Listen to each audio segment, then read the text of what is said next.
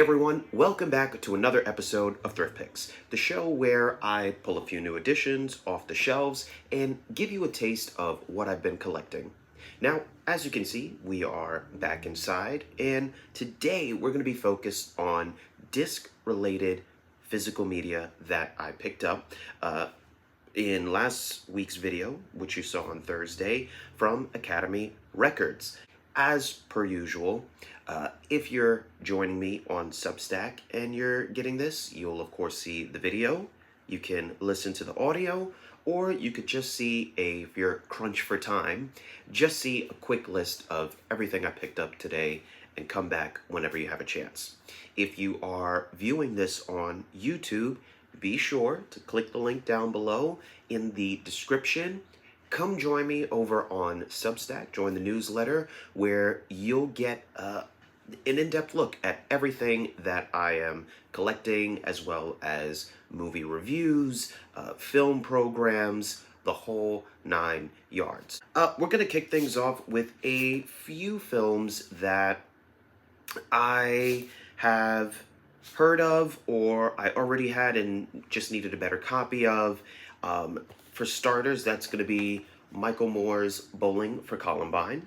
Next, we'll kick things over to an Amy Adams and Christopher Waltz picture, and this is going to be Big Eyes. I didn't know much about this, but I kept seeing previews of this on some of the discs that I had around the time that this came out, and it seemed really, really interesting. I'll read you the back as much as I can. This is from director Tim Burton. Big Eyes tells the outrageous true story of one of the most epic frauds in history.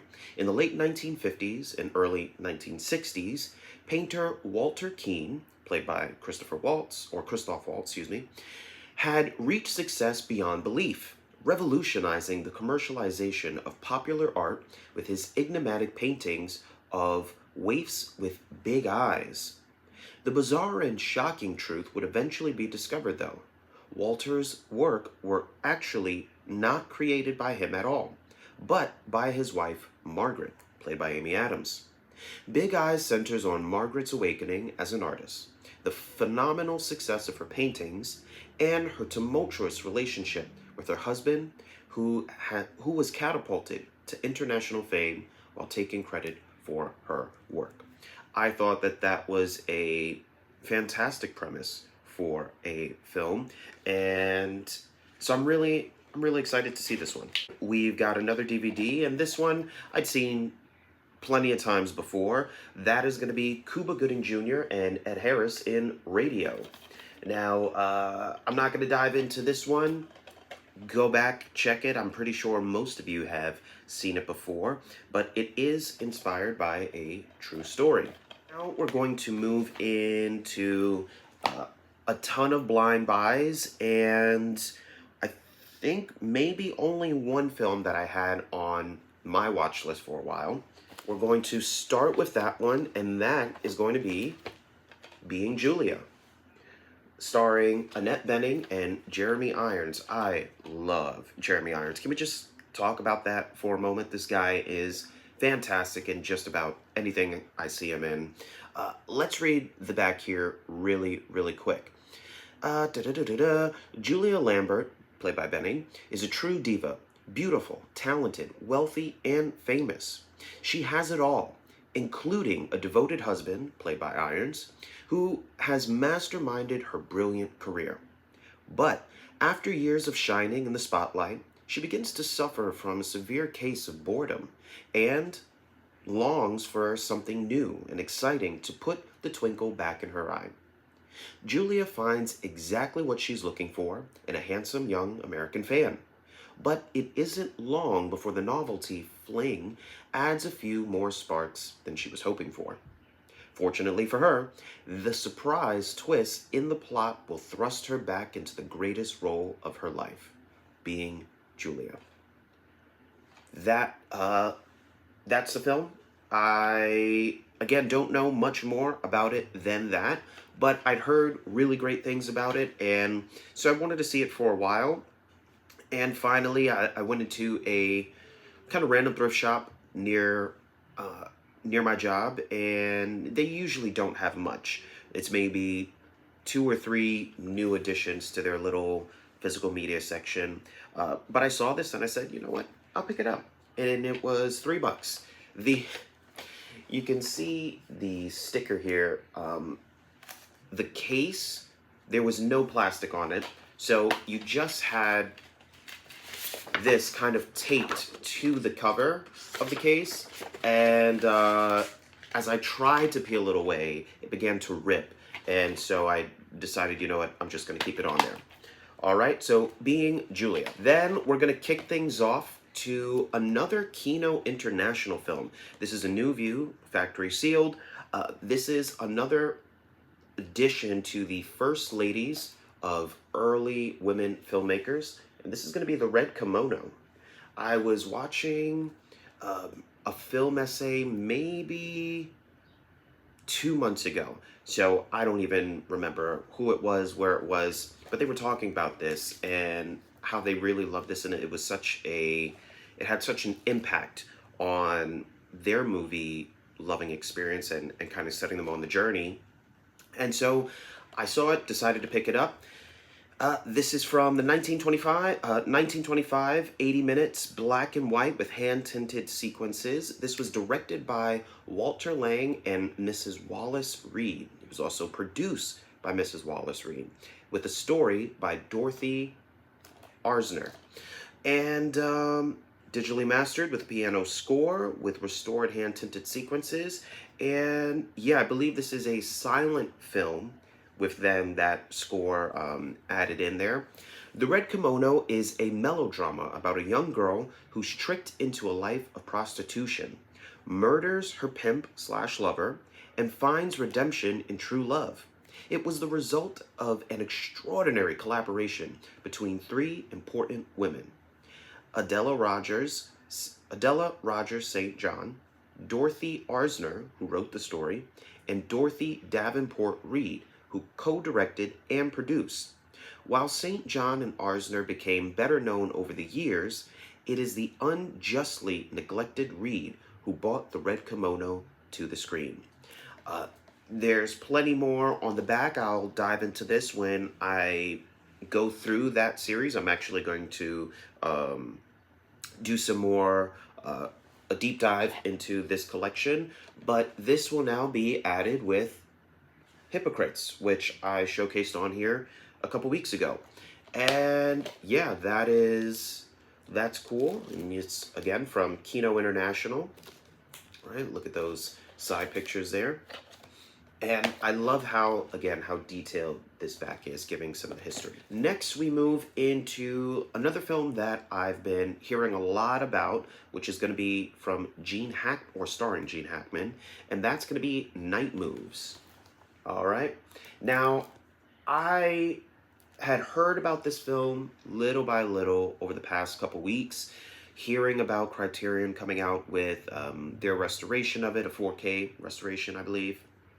And I'd also been reading about it in the magazine Cineast, which I think I showcased on here as well. I'll do that another time because I don't have it in front of me. Anywho, this was from 1975, brought out by Warner Brothers. LA detective Harry Mosby, played by Gene Hackman, has problems. Missing persons and bedroom stakeouts are no match for his glory days as a pro football player. His wife is having a not-so-secret affair, and while sorting things out, he takes on the case of a runaway teenager that might be a lot more than he can handle. Director Arthur Penn, who worked with Hackman on Bonnie and Clyde and Target, guides this spellbinding, first-rate thriller where solutions to murderous riddles don't come easily. Joining Hackman and Penn are 2 actors just starting out on the road to stardom. James Woods and Melanie Griffith, the stars, come out, and so does the excitement when the night moves. Vintage featurette, the day and the director, and theatrical trailer are the special features. New view here, still wrapped up, and we'll check that out. I don't really have, when I look at when I look at the stats, I don't really have a lot of neo-noir films. I think I just picked up Thief a couple weeks ago. I might have shown that one. That goes right along with, I think I've got Heat somewhere, which I wasn't a huge fan on, I'll be honest. But I'm going to give it another pass very, very soon, and we'll talk about it and why that was, why that isn't. Have things change? Do I need a little more time to sit with it? That Drive, there's a whole bunch of them.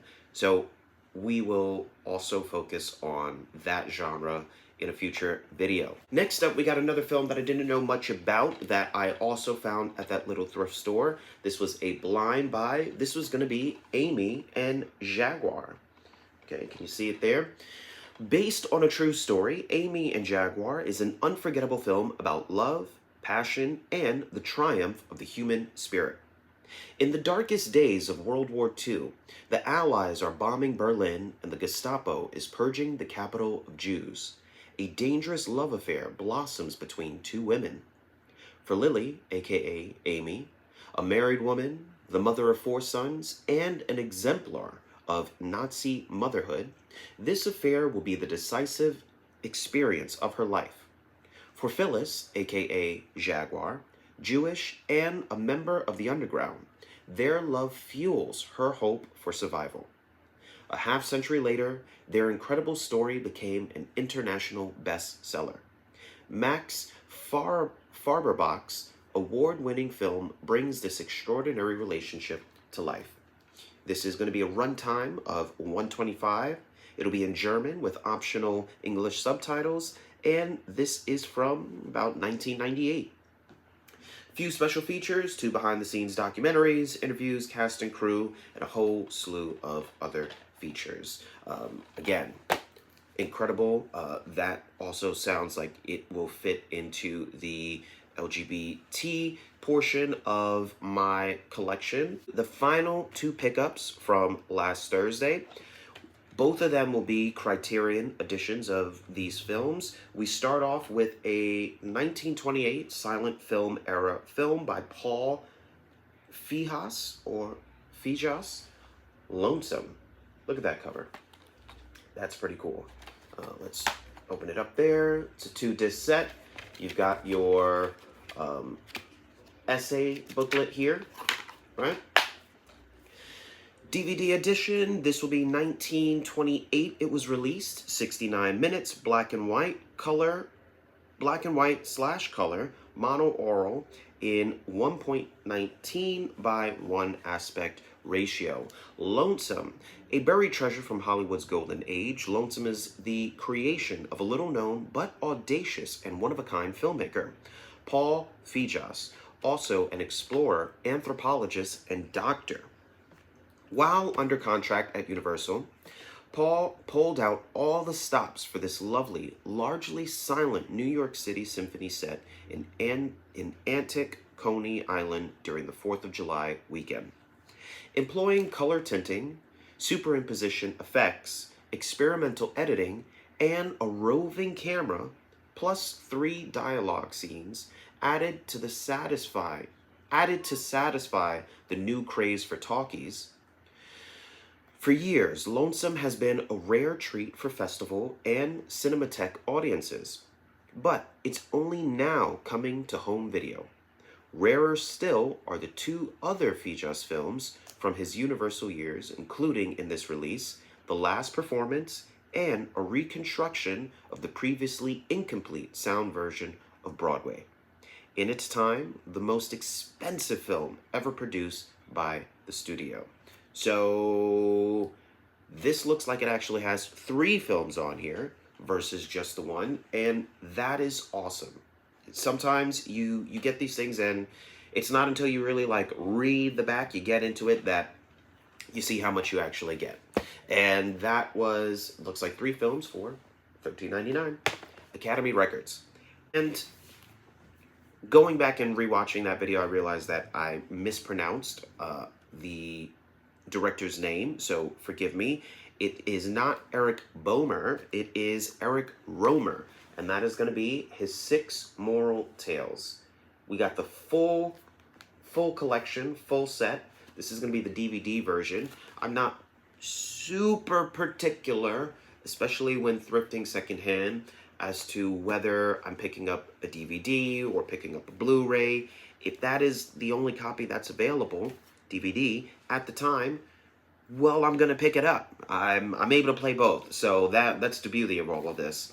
And these things can always, or hopefully, should always be able to be upgraded eventually at some point, especially perhaps if it's Criterion.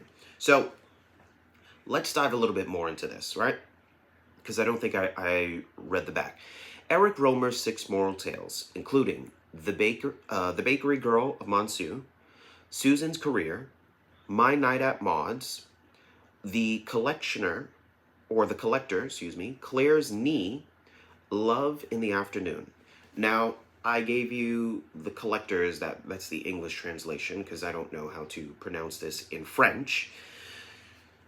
The multifaceted, deeply personal, dramatic universe of Eric Rohmer has had an effect on cinema unlike any other. One of the founding critics of the history-making Cahiers du Cinéma, or Cinema Notebooks, Rohmer began translating his written manifestos to film in the 60s, standing apart from his new wave contemporaries, like François Truffaut or Jean-Luc Godard. With his patented brand of gently existential, hyper-articulate character studies set against vivid seasonal landscapes, this near genre into itself was established with his audacious and wildly influential series 6 Moral Tales, a succession of jousts between fragile men and the women who tempt them. The 6 Moral Tales unleashed onto the film world a new voice, one that was once sexy, philosophical, modern, daring, non-judgmental, and liberating. Something that I think a few friends and I have been discussing as well within cinema these days is that very last line, where, again, the films were sexy, they were philosophical, they were modern, they were daring, non-judgmental, and liberating. There's this sense that, again, we don't want to do things too daring, too edgy, to push the envelope further or the conversation because we don't want to offend anyone. But cinema is one of the greatest places to spark that conversation, to invite those ideas, those themes that we struggle with day to day in our everyday lives, and it puts those conversations, it puts those ideas into a frame that we can collectively, as a community and sitting in that audience, we can feel, we can share, we can discuss, we can deliberate on. And I think there really is a true necessity for more films like that and filmmakers bringing those stories to life. It's got a bunch, it also includes 1, 2, 3, 4, 5, 6 other short films in here. So again, that's actually a total of 12 films in this edition. Comes with the original 6 Moral Tales book that he wrote, right? Years before Eric Rohmer turned to filmmaking, he wrote his famed 6 Moral Tales in book form. Stripped down and incisive, these stories anticipate the literary quality of the cinematic works they would ultimately become, both a primer for Rohmer's brilliant career and a series of perceptive character studies in their own right. Rohmer's collection, 6 Moral Tales, speaks eloquently of a great cinematic legacy. Super excited to read that. Super excited to jump into all of these. And again, this made the whole trip worth it because I was really only looking for the Collector, which was, or is, playing at the Metrograph over the next 2 months, which you can see here. Right, look at that cover. And I love how these look like one of those Penguin Classics books, right? I think that's it. And here's the inside cover. I'm super excited. Again, this puts a small dent in my international international films collection, and also provides, again, a cinematic history lesson, right? Again, I want some of the big box sets that I have that I want to eventually explore as a full series here on the newsletter are Eric Romer's 6 Moral Tales. We then have, and all of these are from, what is it? Well, most of them are from Criterion. You've got Nakatsu Noir, right? Which is from Criterion's Eclipse Series 17. We've also got, where is it? Martin Scorsese's, oh no, I'm gonna break my shelf. World Cinema Project, Volume 2. I want to get the entire set. And then we also have America Lost and Found, the BBS story. And last one, please don't break. Tennessee Williams Film Collection. So these are all going to be films that were based off of his plays or adaptations of his plays, including Sweet Bird of Youth, The Night of the Iguana, The Roman Spring of Mrs. Stone, Baby Doll, A Streetcar Named Desire, and Cat on a Hot Tin Roof. Just look at all of these.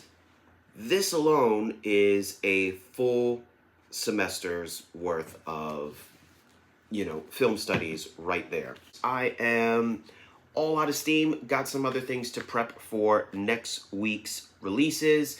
And that is, here's the schedule now. Sundays, we've got 2 for the shelves here on The Year I Became. We've got Monday, The Debate Room, which is featured over on House on Van Street. That is every Monday. Tuesday, we've got Thrift Picks, that with the physical disc, okay, disc-related pickups. Wednesday is the Cinematic Explorer's Logbook / aka Films for Your Consideration, which will be reviews of the films in 2 for the Shelves. So far, the rest of this month will cover Fatso, Eulogy, Fatso, Eulogy, Girls in Uniform, and Barrymore. So check those out. Those will all come out one after the other. Thursday, Thrift Picks again with the VHS. Friday will likely be a roundup of some of the notes that I have been posting. I do post a few short essays over on the notes section of the app, so be sure to check that out. And then Saturday is going to be a kind of a free day. We'll figure out what we want to talk about and go from there. But that is really it. I'm on here every single day, or at least I try to be, get some sort of movie-related topics, essays, posts, emails out to you guys. Thank you for watching. I've given up on the time aspect of all of these things, and just want to share my love for film with you guys. So I appreciate you tuning in as much as you have. Be sure to subscribe if you haven't. Join the Year I Became family. Lots of other great things coming out this year.